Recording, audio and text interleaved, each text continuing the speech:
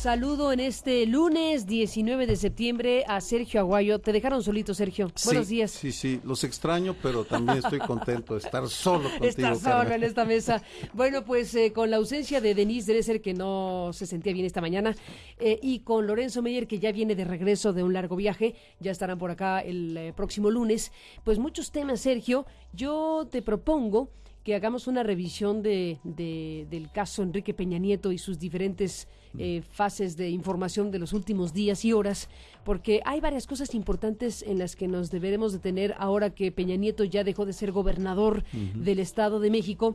Déjame empezar con la presentación de nuestro compañero Francisco Rubio, una de esas notas que se presentan pues en Puente Patriótico y luego pasan medio de largo y desapercibidas por razones obvias en este país. Francisco Rubio siguió de cerca y nos presenta para esta mañana una resolución que tiene que ver con uno de esos grandes temas de este sexenio, que fue la alianza que firmaron pues dirigentes del PAN y del PRI para evitar las alianzas en el Estado de México. Un asunto que era de no creerse que hayan firmado un documento con esas características.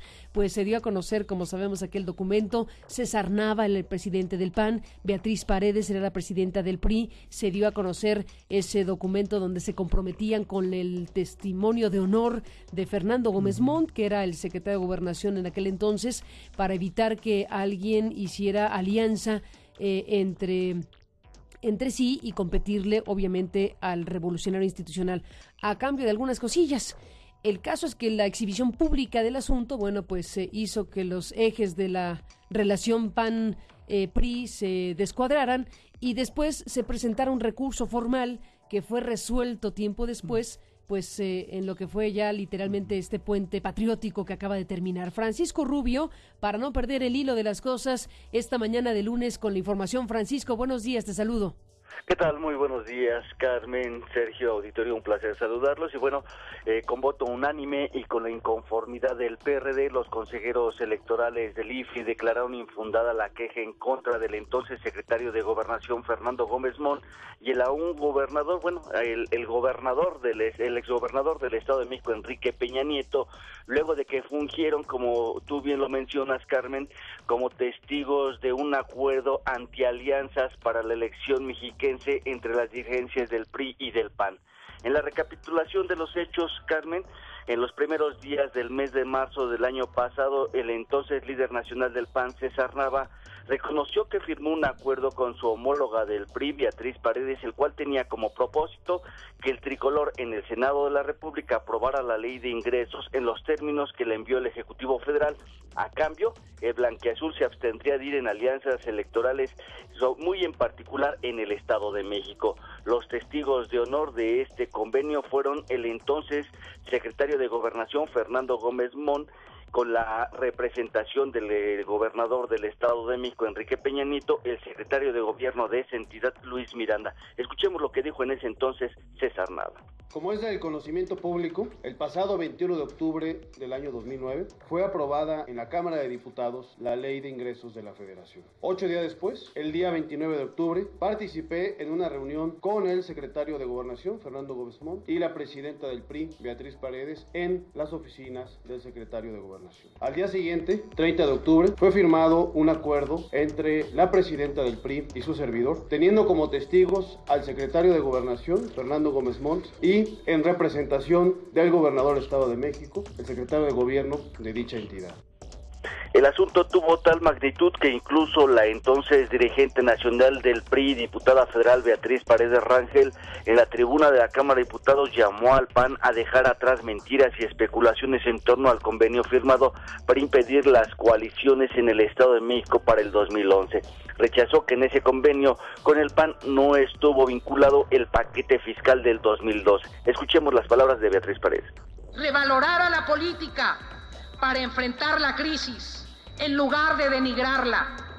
Aquilatar la importancia de los acuerdos y del diálogo, en lugar de dinamitarlos por insolvencia e incumplimiento.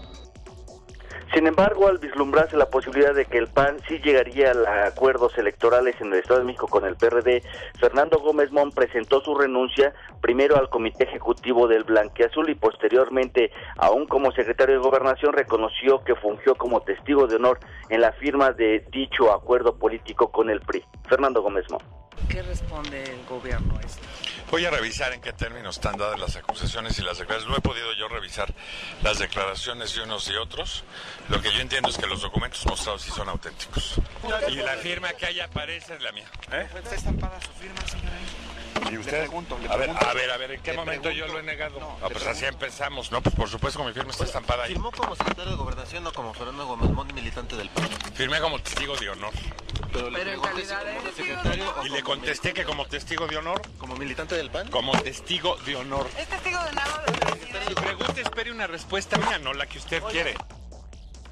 Y bueno, a más de un año de estos hechos y durante la sesión del Consejo General del IFE, Camerino Eleazar Márquez, representante del PRD ante el IFE, pues señaló que estos servidores públicos, al haber participado en este acuerdo, rompieron con el principio de neutralidad. Camerino Eleazar Márquez.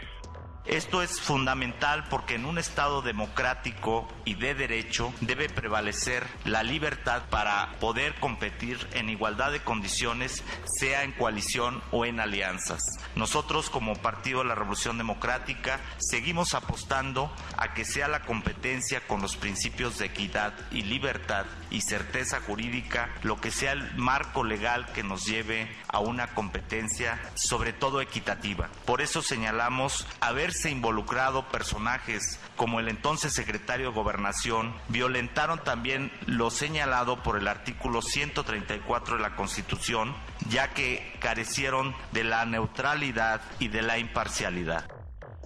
Y bueno, al justificar su voto a favor de este proyecto elaborado por el secretario ejecutivo del IFE, Edmundo Jacobo Molina, el consejero Alfredo Figueroa recordó que los convenios entre los partidos políticos están estipulados en las normas electorales, además de que este asunto en todo caso no le competía al IFE el estudio y el entrar al fondo, sino justamente a las autoridades electorales del Estado de México. Escuchemos a Alfredo Figueroa. Se considera que aun y cuando esos hechos expresados fueran verídicos, esta autoridad no es la competente para determinar si con la negociación y suscripción del convenio referido se violen disposiciones electorales federales, ya que, y esto es muy importante señalarlo, ya que están referidas no a un proceso electoral de carácter federal, están referidas a un proceso electoral, entiendo, que no tiene esa condición. En su momento, en esta sesión que duró bastantes horas, Carmen Auditorio, el representante del PRI ante el IFE, Sebastián Lerdo de Tejada, exhortó a su homólogo del PRD, Camerino Eleazar Márquez, a la reflexión, pues en el Código Federal de Instituciones y Procedimientos Electorales no se establecen impedimentos para que los partidos políticos puedan llegar justamente a estos convenios. Escuchemos. Me parece que es absolutamente sensato el texto, pero no solo eso. En las propias declaraciones iniciales de este convenio se advierte que es conforme a los estatutos y documentos básicos de esos partidos que se suscribe este convenio. Me parece que jurídicamente es impecable, está blindado y la resolución me parece que es correcta. Y de esta forma, Carmen, pues el voto unánime se impuso por parte de los consejeros y se declaró infundada esta queja en contra del entonces secretario de Gobernación, Fernando Gómez Mon, y el exgobernador del Estado de México, Enrique Peña Nieto. El reporte, Carmen. Gracias, Francisco, por tu crónica y tu información. Muy buenos días. Muy buen inicio de semana también, Carmen. Igualmente para ti. Pues así quedaron las cosas. Sergio Aguayo, ¿cómo viste? Buenos días, bienvenido.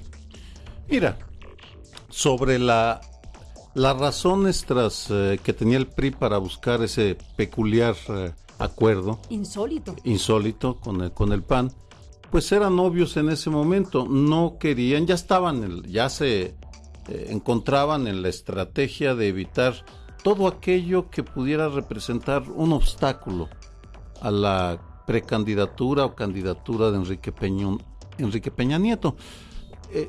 La obsesión con el regreso a Los Pinos es y seguirá siendo evidente durante el próximo año. Aquí el punto no es, o el punto central para mí no está en ese acuerdo, bastante crudo, medio cínico, sino en la forma como los árbitros electorales o los organismos públicos autónomos que deberían regular, establecer criterios sobre temas nodales de la democracia, en este caso el Instituto Federal Electoral, encuentran formas para evadir el asunto. Vamos, para mí eso es tal vez el rasgo más preocupante, porque resulta que o los acuerdos de este tipo o los conflictos o las incongruencias, las inconsistencias, y daría como ejemplo ahora que Greenpeace cumplió 40 años, las inconsistencias del verde ecologista con la bandera ecológica, ambientalista, pues pueden desplegarse sabiendo que la autoridad electoral es omisa, se ha convertido en una institución muy hábil para evadir pronunciamientos o posturas o políticas o decisiones que vayan al fondo del problema, que es una calidad democrática muy endeble. Un poco más adelante me referiré a un término que me parece engloba el problema mayor, que es la batalla cultural. Cómo el PRI ha obtenido la victoria en la batalla cultural por la democracia, pero me parece que entraría mejor en vamos a una pausa, si te parece. Que veremos ahora. Sí. Exactamente, Sergio Aguayo, vamos a una pausa. Regresamos con el seguimiento del caso Peña Nieto, del entorno Peña Nieto, por los subsecuentes asuntos, además de lo que nos informó Francisco Rubio. Bueno, estuvo la ceremonia de entrega de poder de Enrique Peña Nieto a Erubiel Ávila, el regreso de Arturo Montiel, la ovación que se llevó Arturo Montiel en esa ceremonia, el regreso de Roberto Madrazo ahí mismo, ni se diga, por supuesto, también lo que fue la ceremonia del grito de independencia en el Estado de México, transmitida por Televisa, en el caso de Felipe Calderón, que bueno, pues es el presidente nacional, y entonces había que transmitir la ceremonia del grito, pero se hizo una transmisión también de la ceremonia de Peña Nieto, quien conjuntamente con Erubiel, dos gobernadores en el balcón, digámoslo así, se dio también esa escena simbólica, y otras cuestiones que platicaremos en un momento más después de la pausa.